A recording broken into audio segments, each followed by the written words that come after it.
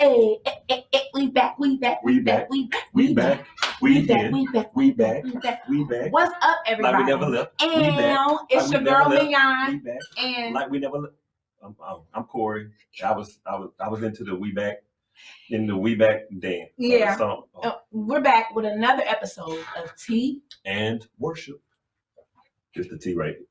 I ain't drinking that because I don't know who made it. But this is the tea, and we got the worship as well. We want to welcome you back. We're so glad to be back for officially the 5th season of Hope TV, but our actual 2nd season. So we're so glad that you joined us last week for the 1st episode of our new season. But also we're back because of you, because you've been watching us, because you've been liking, you've been sharing. But we want you to continue. So make sure you hit that like button right now. Make sure you subscribe, hit that bell so you can get the reminders. And make sure you share this. Share this with friends, families, co-workers, your aunties. Your cat. Who want them to watch too? Okay. Everybody, but make sure you share it because we want you to be watching this good show. We ain't seen you in a while. New hair, a new body, yaddy. Yeah. Mignon the Stallion. Minnie the Stallion. No, for real. But last week, our very own pastor released his album, God Period. Woo! And might I add, it is incredible. I mean, we went to the listening party, and listening parties, you're supposed to play like snippets. My God, they played the entire record. They had to because the people were like, it was so good. Can I hear more? Yeah, they kept saying, play, keep playing. And I'm gonna be honest, Minnie. Normally you expect the album to be, 3-4 songs, maybe at best, that you're like, oh, those are really good. And I honestly thought they were playing 1 or 2. And even though it's you, Pastor, and we love you or whatever, but I'm gonna be honest, I thought there would be like 1 or 2 songs that I was gonna be like, can you skip that? But no, like every song I genuinely album love. Fillers. Yeah, exactly. It might have been 1, but I mean, even the album filler was good. Yeah. It was really very versatile. You gave us the pastor and then you gave us the artist, and it's just incredible. So if you do not have it, shame on you. Go get it. E. Dewey Smith. Go get God Period. All right. Go get it. Please go get it.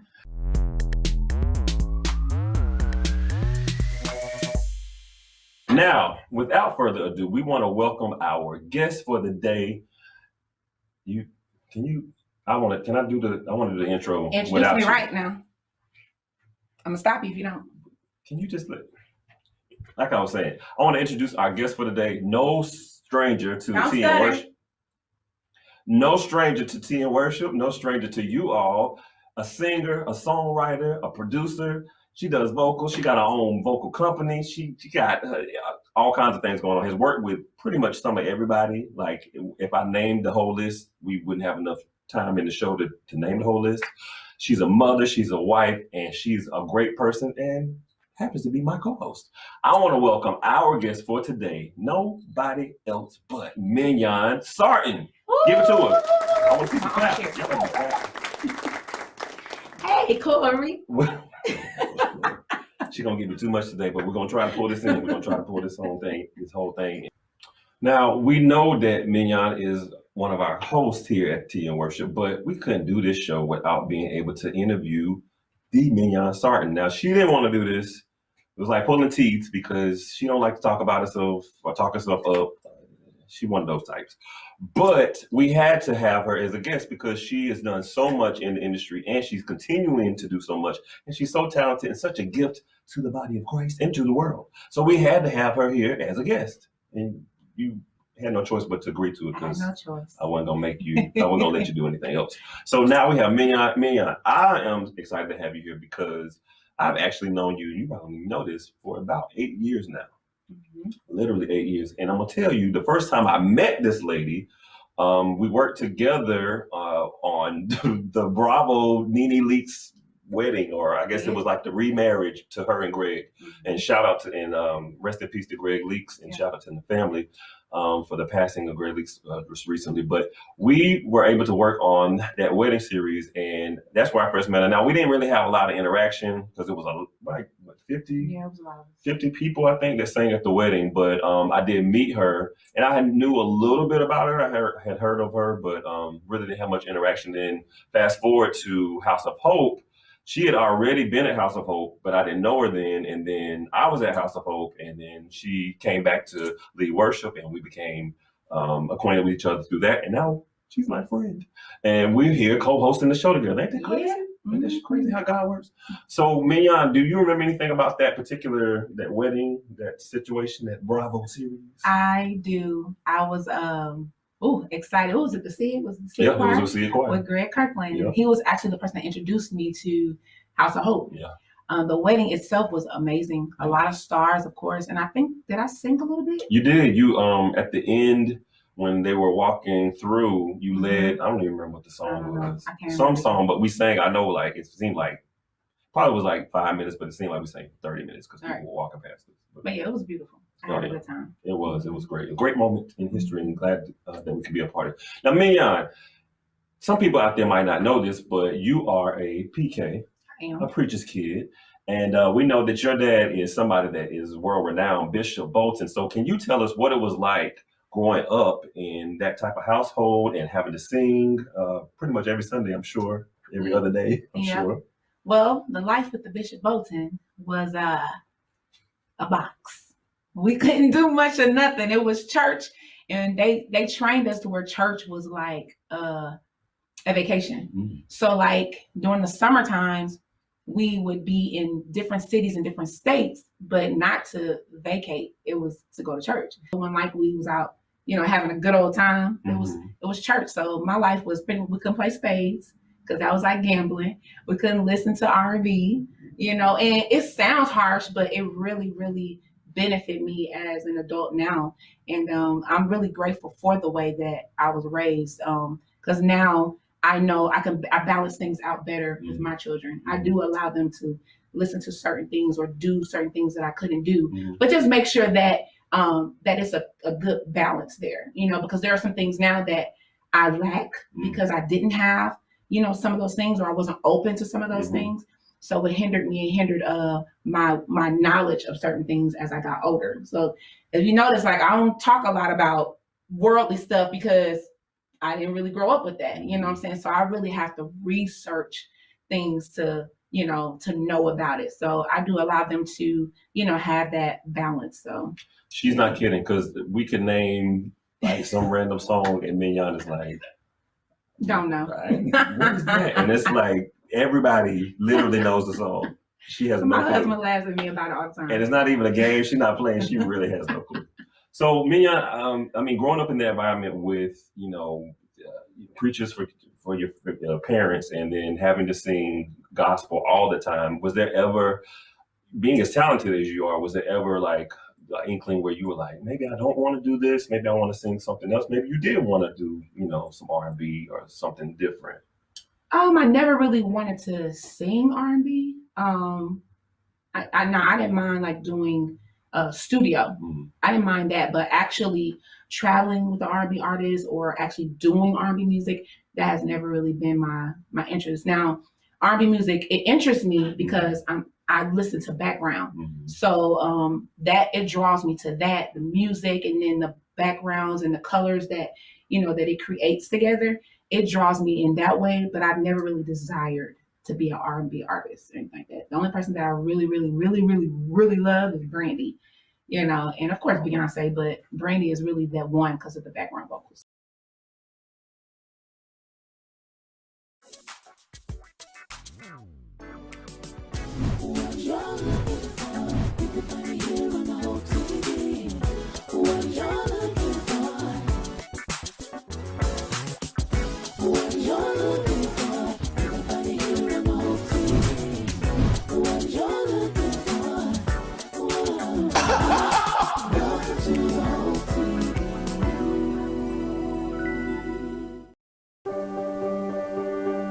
Being prepared is a part of who you are, but it's especially important in the case of a disaster.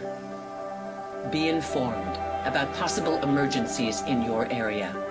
Make a plan that covers where you go in an emergency. Build a kit with the things you need to survive. There's no one more capable of planning for your situation than you. Start your plan today. Go to ready.gov/myplan.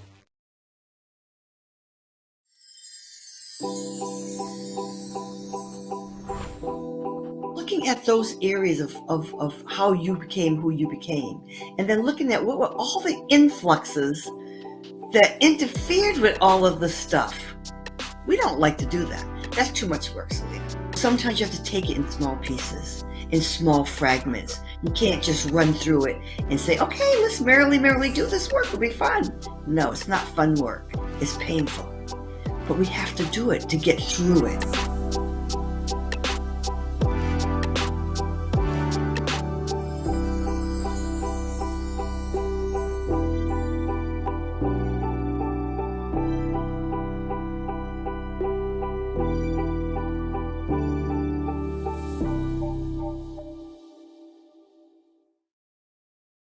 So, getting away from that, but, you grew up in that environment, and you also, of course, have sung with some, if y'all didn't know, she's sung with J.J. Harrison, James Fortune, she's worked with John P. Key, she's worked with Charles Jenkins. I could probably go, she worked with the Clarsons, she's worked with some of everybody. Is there anybody in particular that you worked with that, that was just that person that you were like, oh my God, that you were like almost floored yourself that you had the opportunity to work with them? Kim Burrell. Really? Yeah. And it's not even really just the working with her part, but the fact that after I did work with her, she called me back to come in the studio with her, in the booth with her, to help her, help vocal produce her. And I'm sitting there going like, what? You want me to help vocal produce you? Beginning and the end, Kim Burrell. Right. Gotta have something in the middle. But yeah, that part right there floored me, because like you said, I never really boast, I push myself up, or, I just never really seen myself like everybody else, saw me. It's now only really been since in my late 30s that I'm just now really embracing who I really am. Wow. So yeah, that's been like the most amazing moment of my career, was that moment when she called me. That little big thing, her calling me, wanted me to come in the booth with her. Now, a lot of people, I know I would have been like, you want me to do what? I was like, I probably would have ran away. Because Kim Burrell, you want me in the booth? Right. I don't know about that. So we know that you're married to Mr. George Sarton Sr., and you have 3 boys, and your husband is also a musician. Mm-hmm. So what's that like, being in such a musical household? I mean, I guess you grew up in it, so you're used to it, but being married, now that you're an adult and you're married and you have children, what's that like? It's a headache. I try not to sing at home because I don't have to. My boys sing 24/7. It's like nonstop. They're not singing. Gabe somewhere beating on drums. Me and George, we hardly ever sing. That's crazy. We don't sing. I can't even say hardly ever. We don't. Wow. We don't sing at home. It's not until we go to church, and then when the boys go to bed, and then we prepare for worship. Mm-hmm. But just singing around the house, the boys do it. So my house, literally, I don't have a living room. My living room is a stage. Yeah, it's a stage. They move my couches out the way. They find boxes, and they place the boxes down as speakers, monitors, and they use my socks for towels and sweating, and they use my vacuum cleaner for a mic stand. So everything in the house they use. I can't find my forks and spoons because those are the mics. So I just buy plasticware now. What? Yeah, because my silverware disappeared. Wow. Now, many of us know her as a worship leader, of course, and she's the director of worship and arts at the House of Hope Atlanta. And you led worship at several other places like Elizabeth Baptist Church, Oasis. You led there, correct? Or no? I did, but not as the leader. Yeah. Okay, gotcha. So with that experience, do you feel like that experience has grown you or matured you in any kind of way? Absolutely. My first experience with praise and worship was here at House of Hope, and used to singing devotion. Bless that wonderful day. I came from that, and I came from a small church into 7,000, seater doing praise and worship. So of course, starting out, it was just singing. I was just singing. None of my praise and worship, I just could sing. I was just singing. So that taught me that I couldn't just lean and depend on my gifts. But I actually had to know the Bible. The people don't just want a song. They don't just need a song, but they need word. Right. So it taught me to get in my Bible, build my relationship with God, because these people are looking and wanting for something. You know what I'm saying? And a lot of times they don't know what they're wanting. They don't know what they're need, what they're looking for, and they're depending on us to be able to give it, to them. So, and the only way that I'm able to do that is by having that relationship, being able to hear God in those moments. So, doing praise and worship really has taught me that I need more than just a song. I need more than just my voice, but I need the word. Oh, that's awesome. Yeah, we definitely, that does make the difference. So I think a lot of times people do feel that, I can sing, I can do this, I can do that, and they think that's just good enough. But when you got people that are depending on whatever's coming out of you to get them through or to get them closer to God, just being able to sing good is not enough. It's not enough. Now, I'm going to take a little bit of a turn here because we did mention that she led at Elizabeth for a while. But I want to talk about this moment where it's an embarrassing moment, but I want to talk about it because they're just me. But you remember this one time at Elizabeth Mignon when you had a little spill? Can you talk about it? Well, see, the Holy Ghost was present, okay? And I knew the Holy Ghost had left me, and I put the mic down and I walked away. But the minister of music at the time wanted to keep going. And I was shaking my head. I said, no, I'm done. It's over. I'm done. No, go back out. So I gone back out there, and not even 60 seconds later, I was on my face. Because now at this point, flesh is just singing.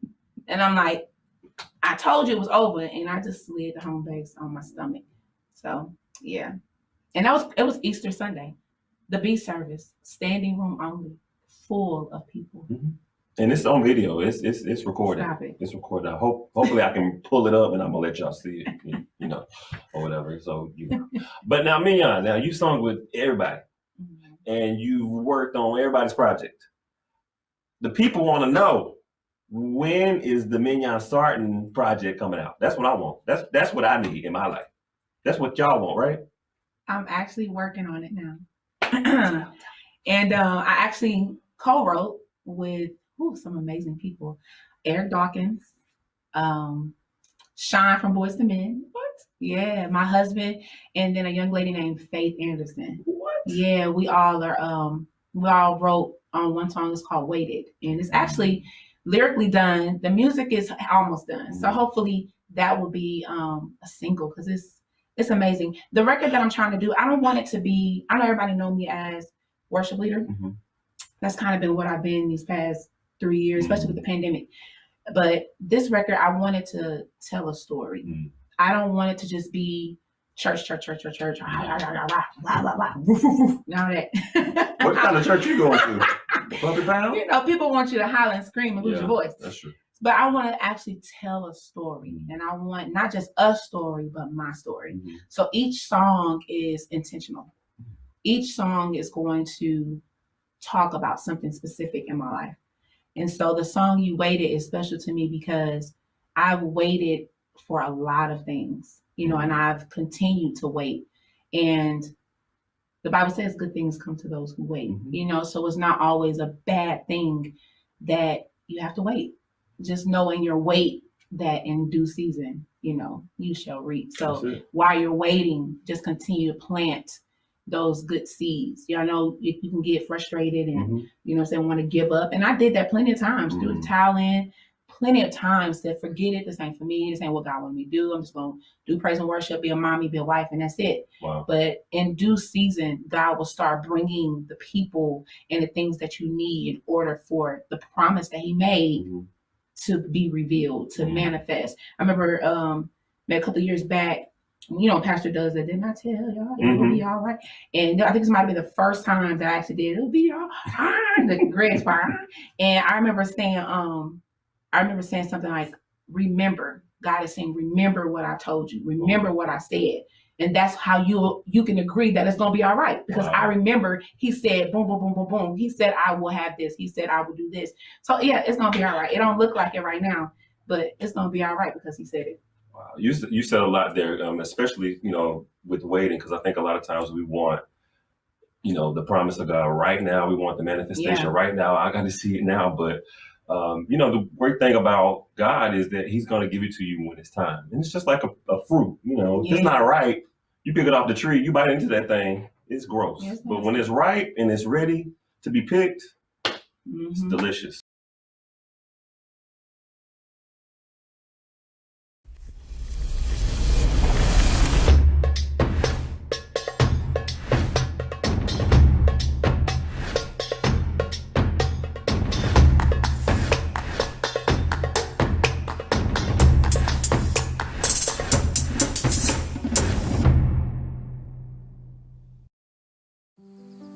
Hey, Dad. I need your help asking Jessica to prom. Of course. Love is like the ocean. You have to tread the Oh, waters. Dad. That's not the kind of help I needed. Hey, Jessica. Will you go to prom with me? Yes. You don't have to be perfect to be a perfect parent. Thousands of teens in foster care can't wait to share their first with you.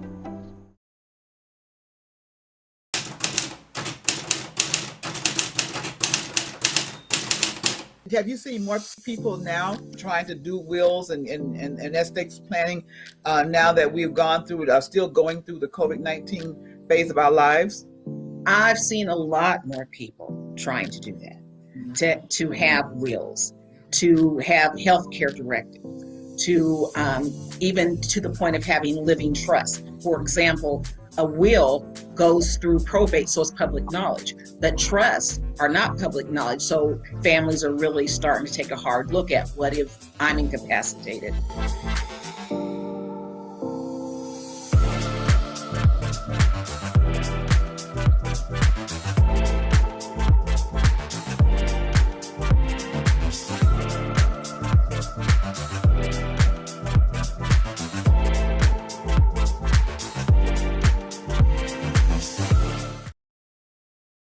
I want to know about your company, your business, Embellish Sounds. Tell the people about Embellish Sounds, please. Yes, Embellish Sounds is my heart. It's my baby. It's literally everything that I needed, you know, in the start of my career.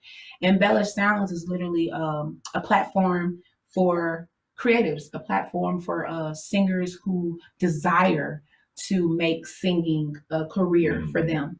It creates platforms to making your dreams come true, singing with artists that you didn't think you ever would, you know, sing with. And not only just that, but we offer vocal training, mentorship, you know what I'm saying? And then one of the things that I know I needed in a mentor was somebody to tell me it's okay to say no. It's okay to not accept everything. You know, that's one of the things that killed me even vocally, was feeling like I had to say yes to everything. And now everything that I've learned, I don't want to die with it. So I asked God to give me some people that I can pour into.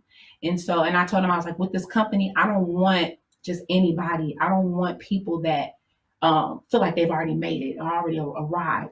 I said, I want people whose hearts are pure, people who really desire to do this, to really desire to do ministry, you know. And but another thing is that Embellish Sounds is not just gospel music. You know what I'm saying? We do what's the bands, corporate bands. So we do corporate band music, R&B, jazz. You know, and the amazing thing about Embellish Sounds is that we literally have all of that in there. They can sing literally anything. You know, we have an educator in there. We were learning something for Israel. You know, Israel does a lot of Spanish and stuff like that.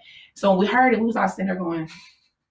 And then one of my singers just stood up and started just teaching it to us, and we were sitting there like, I said, see, this is what I'm talking about. God literally has given me everything, you know, that we need, and you know, and I'm just really excited about Embellish Sounds because it's just seeing the people flourish and seeing them blossom, seeing them grow brings me much joy. And to know that I actually have people that I can pour into and not die with everything that I have, you know, that God has given me, it brings me great joy. So I'm excited about Embellish Sounds. That's awesome. I was very happy. Yes, look them up. Because I remember when you were actually talking about, you know, doing it, and I was so happy for you and excited because I know that you are a perfect person to have a platform like that and to be able to pour into other people. And I know that that's like just a part of your heart, you know, to be able to see other people flourish. And she didn't even mention the fact that, you know, that they were featured in the Aretha Franklin Respect movie. They recently did Praise in the Park. I was gonna say parking lot because I've been joking with her, but Praise in the Park recently. And tell them some of the people that y'all work with, like just in the little bit of time that you've even had this company. Well, for Praise in the Park, we worked with Charles Jenkins, Israel, Monica Lisa Stevenson, Edoy Smith. and Heavy Anani, hitters. yeah, and then Jules, and it was just incredible. But we've worked with Kirk Franklin, Isaac Curry, an R&B artist. I can't mention his name yet because it ain't out yet. Okay.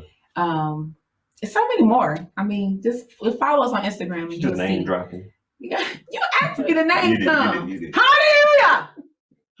Really? That's what we doing? Is that what we doing? It's an inside. Yeah, y'all might not get it. But something's wrong with her, as you can see. But no, that is awesome. Like, I wanted you to mention the names because I wanted the people to know, like, some of the people that you guys have been able to work with, and just the short time that you've even been come together. Like, that's amazing to me. That is amazing. Well, before we go, Mignon, I just wanted to for you, because of the all the things that you've done, and I know that you're inspiration to many singers, many artists, many musicians, producers. Could you give the people some words of wisdom, some kind of inspiration, just to be able to? Because a lot of people aspire to do some of the things that you have done or that you're doing, and give us some words of wisdom. Absolutely. So even to go back to the whole waiting thing, even with Embellished Sounds, the year that I was launching, which was supposed to be in Vegas, the pandemic hit, and so immediately I went into a depression. Yeah, and to be honest with you, like people had decided not to go to the actual Stella show to come to the Embellished Sounds launch because the lineup was so crazy. It was just going to be amazing. But I immediately, went into a depression because I'm like, now if you told me like this is what I'm supposed to be doing, you allow me to get all this together, and then you allow a pandemic happen. So for almost 2 years, Embellished Sounds went silent. Wow. Because I just was fighting that spirit, of depression, and just fighting that what if, am I doubting, all that fear. But instead of me laying and resting there, God was like, get up, prepare yourself. So even when you're in those hard moments, when you're in those moments of confusion, in those moments of doubt, push through, prepare yourself for the other side, because you're going to come out of that. But you have to know that you're going to come out of it. And so when you come out, where will you be? How prepared will you be? You know what I'm saying? You have to allow something that has taken somebody else out, allow it to blow life into you. So don't let it tear you down, but let it strengthen you. Let that moment teach you wisdom. Learn from that moment. Learn what you shouldn't have done, what you should do. Take those moments and research. Because that was one of the things that I did. Instead of laying in the mess, laying in my tears, laying in doubt, I started doing research. I started going, well, what do my team need? You know what I'm saying? So when we do come back together, what can I present to them? What can I do for them in this pandemic? So many things were given to us, taking advantage of the moment. You know what I'm saying? With the Zoom calls, with emailing encouraging words, just, emailing them, even when I would start seeing like other artists looking for singers, or other artists looking for, talent, I would send them those things. Hey, audition for this. Hey, audition for that. Because even though I may not can do what I want to do at this moment, it still doesn't cause me to lock my hands up and still not think about them. Right. So there are other ways that I was still able to, reach out to them. So just start being creative in those downtimes, in those moments, and don't let defeat take over your mind, but just use those opportunities to grow wisdom and build. And so, and just prepare yourself. Just you have to get into position to be ready for when the floodgates open. Now, she always tells us that she doesn't talk a lot. She's not a talker, but you see that she has all these words of wisdom. She's dropping all these gems and all these nuggets upside your head for you to be inspired by and to take heed to. So make sure you do take heed to it. But we want to thank so much our guest for the day, Mignon Sarton. Thank you so much for actually doing this. She didn't want to do it, but we encouraged her, and she finally said yes. But we're so glad that she came today. It was great. It was amazing for you to be here. And we also want you to know, we want you to join us next week for Tea and Worship. Now, things are going to look a little different. So don't be, alarmed. The set's going to be a little different. It's going to be a little bit uplifted, okay? A little bit elevated, huh? Elevated. We're gonna be brought up a little bit. So do not be alarmed. You're gonna love it. I promise you're gonna love it. And before we go, we're gonna shoot you over to a performance by the Mignon Sarton. So make sure you check that out before we go. But thank you so much for joining us for Tea and Worship. Make sure you come back and see us next week. Can I jump in? Jump in for what? As a host, can I help? Can I close? You realize that I pretty much hosted this. You the guest. What you gonna jump in for? Why is she jumping in now? We'll see y'all next week. Thank you for coming to Tea and Worship. We'll see you next week. She trying to jump in now. Because I want to. Have a good night, y'all. Because you don't even want to do right when you're supposed to do right.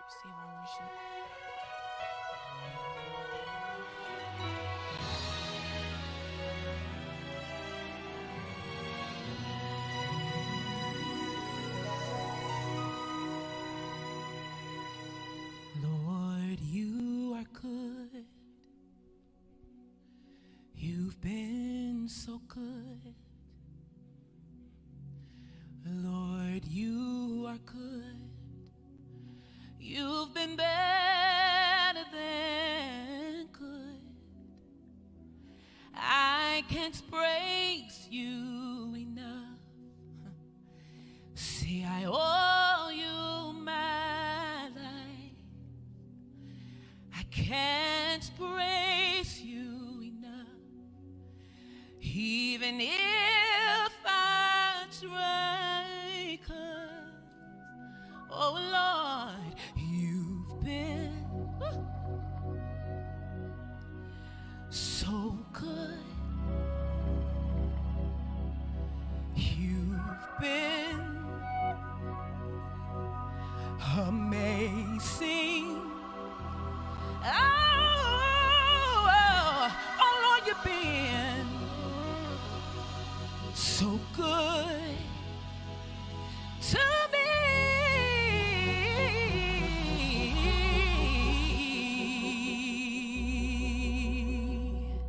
Hallelujah. Yes, Lord.